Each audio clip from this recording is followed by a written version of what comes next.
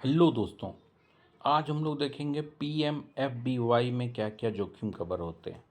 तो प्रधानमंत्री फसल बीमा योजना क्या है कि जैसे बाढ़, सूखा, ओलावृष्टि, आंधी, तूफान जैसे प्राकृतिक आपदाएं, कीट बीमारियों से होने वाले नुकसान की भरपाई फसल बीमा द्वारा कराई जाती है।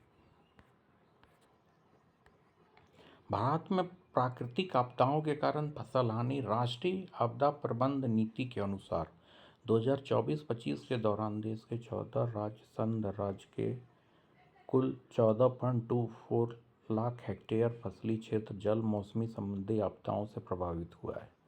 जिन किसानों ने फसल बीमा नहीं कराया था उन्हें भारी नुकसान उठाना पड़ा है। 2024-25 के दौरान 14 राज्य क्षेत्र में जल मौसम संबंधी आपदाओं से प्रभावित फसली क्षेत्र। तो यहाँ पे अब देख लीजिए हर एक स्टेट का कि कितना प्रभावित रहा है।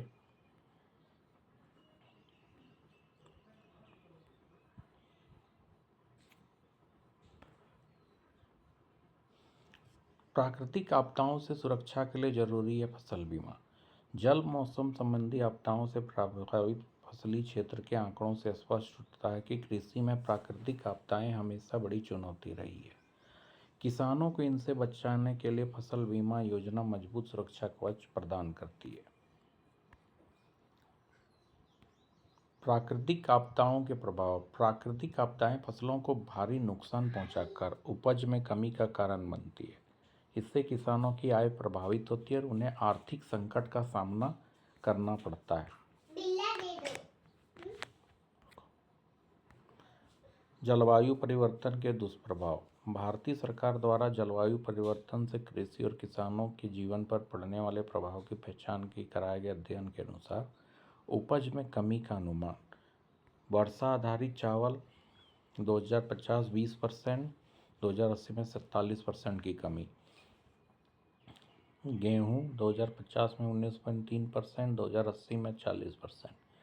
सिंचित चावल 2050 में 3.5%, वर्ष 2080 में 5%। मक्का 2050 में 18%, 2080 में 23%।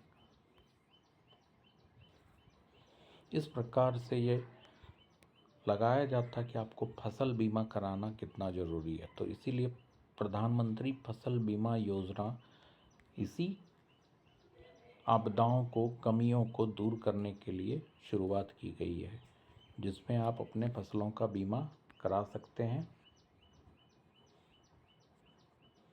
Thank you for watching.